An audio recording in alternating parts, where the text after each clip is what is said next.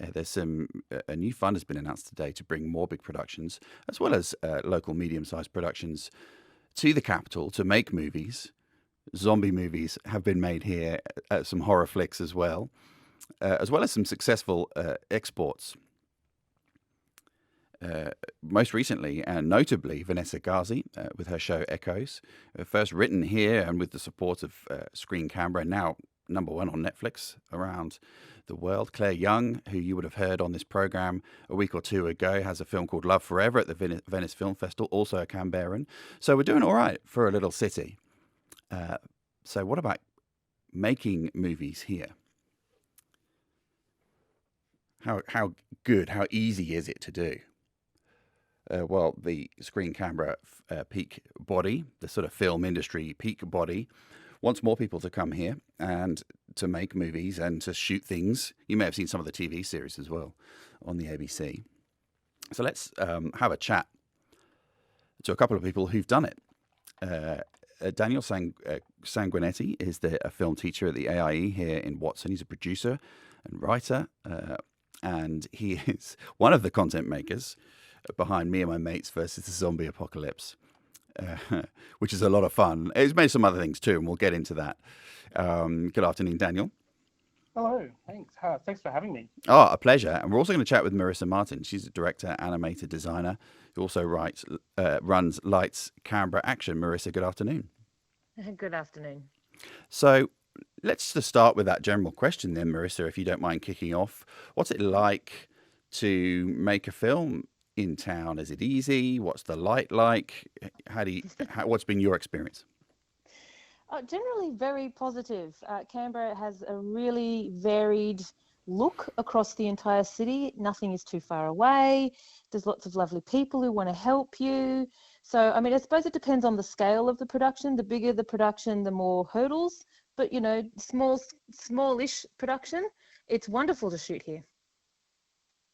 And what about yourself, Daniel? Zombies notwithstanding, it's not the only project you've worked on, quite far from it. But working in town, how did you find it?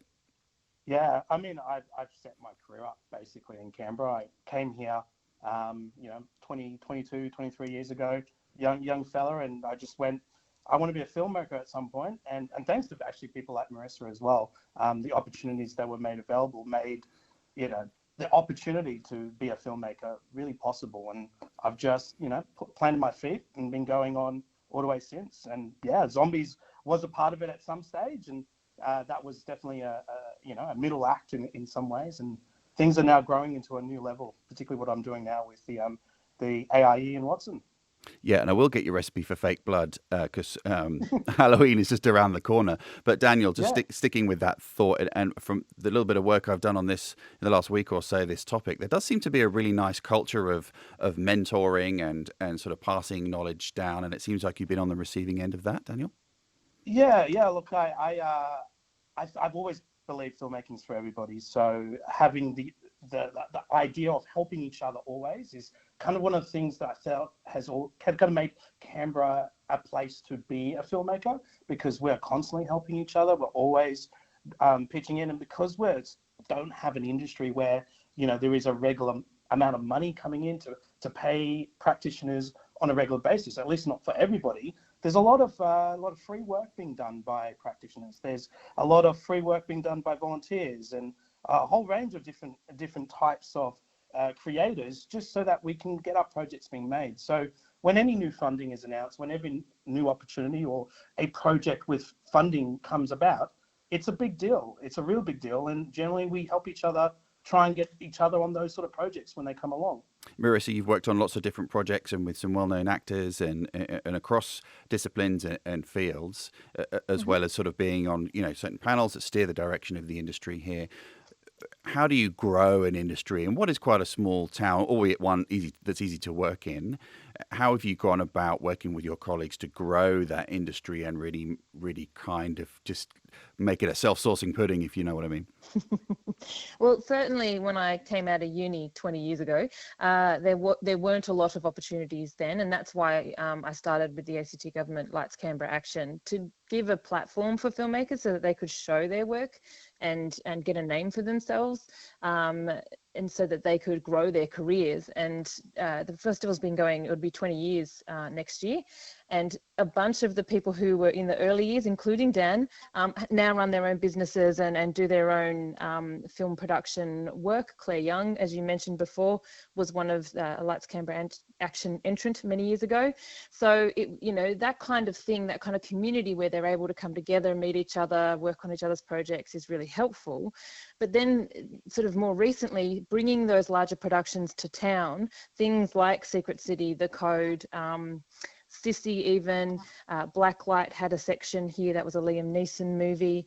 Those bigger productions that enable the locals to get a feel for what a large scale production is like and give them experience on that kind of, level of production is really, really valuable. And certainly I started off doing a bunch of those and met a few people there. And now, even though I still live in Canberra, Queanbeyan, I still work on lots of big TV series and movies, and I can do that from here because I do graphics and animation. Yeah, and I want to talk about kind of those pathways for people who might be listening to this, or maybe are on the school run to get a tween or a teen who, asking for a friend, might like to be a computer games developer one day. But I should tell people what the time is. It's 9 to 3. You're on ABC Canberra Afternoons. We are chatting about making movies, specifically here in Canberra, our nation's capital. There is a new fund. It's called a Screen Attraction Fund from Screen Canberra, which is the industry body that is being announced and talked about today. And that is to try and bring some of those big productions like Blacklight, as you heard Marisa mention there, to town to drop a bit of money and gives people some skills, albeit in a bit of a whirlwind. As I understand it, Blacklight spent about $2 million in the space of 8 days, which is what you get when you get a big production coming to town. Daniel, I know you teach at the AIE. Let's talk a bit about those pathways, perhaps that are open to people now that weren't before.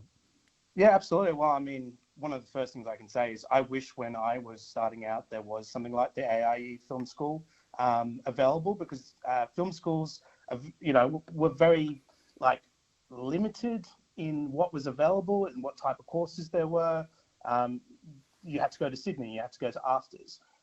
When I did my University of Canberra degree, it was a communications degree that sort of had filmmaking elements in, but wasn't focused on it now. And so obviously what I'm being involved with and helping develop the course, in helping put together this brand new opportunity for Canberra filmmakers, or just any sort of from any age really, is a dedicated sort of filmmaking experience where you end up with qualifications at the end.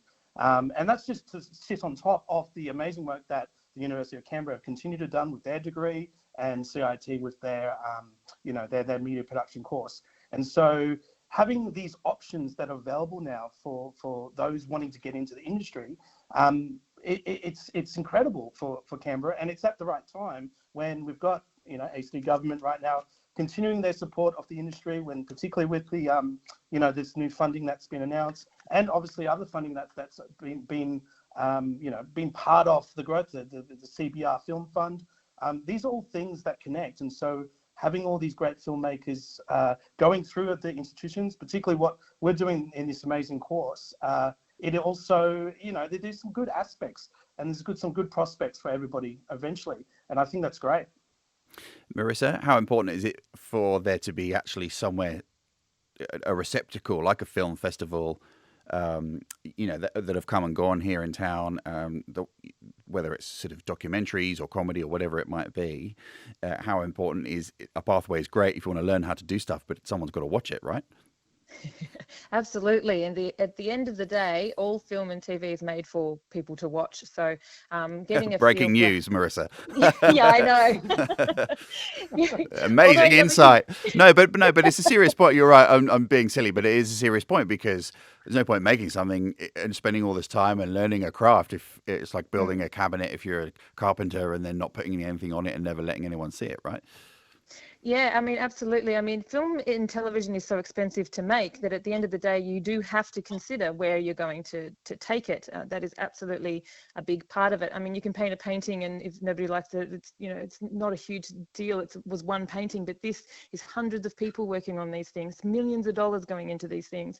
So yeah, the audience is really, really important. And so starting off with film festivals and getting your work into film festivals, either locally or internationally, absolutely.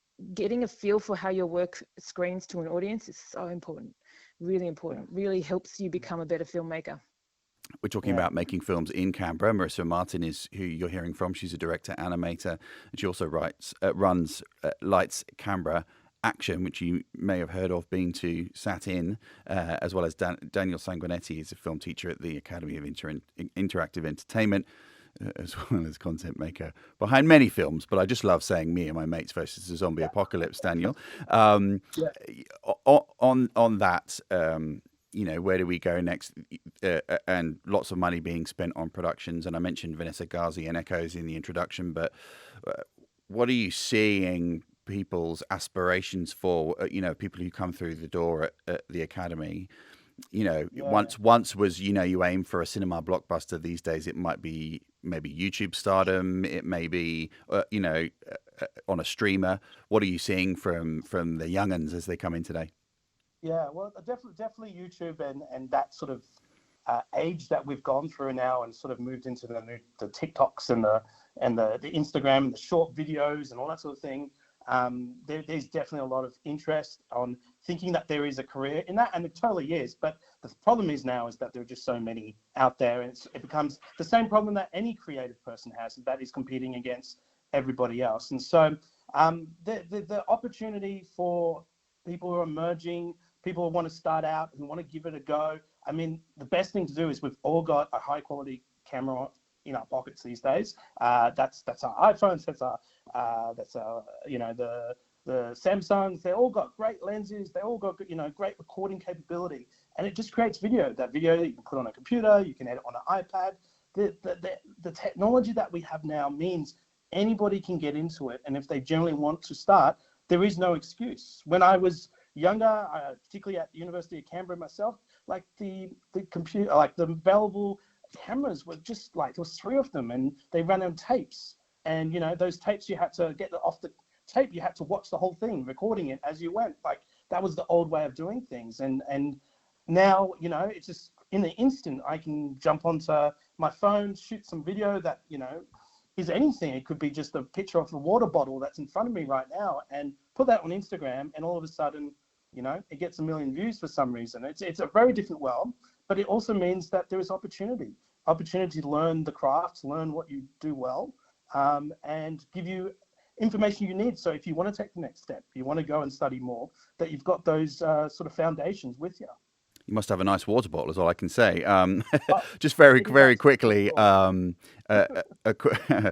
and Daniel, perhaps first with you, Marisa, just very quickly, we've only got a minute or so left. Just what are you working on at the minute? Oh, I'm working on it. Oh, sorry, me first? Or yes, please, Marisa, that'd be lovely. Yeah. I'm working on a lot of things. As I said, Lights Canberra Action is turning 20 next year, which is huge. I've run it all of those years, so my goodness. I'm also working on a bunch of music videos for classical musician Sally Greenaway. I'm working on a couple of personal projects that I'm very excited about, but haven't finished yet, so I won't talk about them.